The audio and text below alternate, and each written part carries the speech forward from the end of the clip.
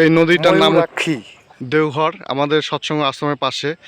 কিন্তু জল এখন খুবই কম, তাছাড়া অন্য সময় খুব স্রোত যায় এবং বালু সরিয়ে আমরা জল বের করে স্নান করি এবং খুব কাচের মতো পরিষ্কার জল এবং একদম খুব সুন্দর।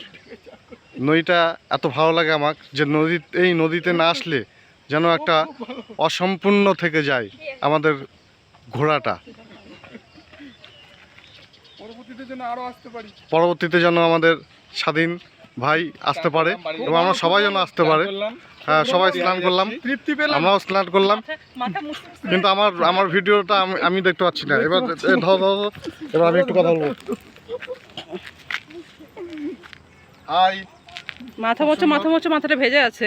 ও মাথাটা মুছে নি, খুব চান করলাম ভালো করে, হয়ে গেছে, আমার জুতা ছিঁড়ে গেছে।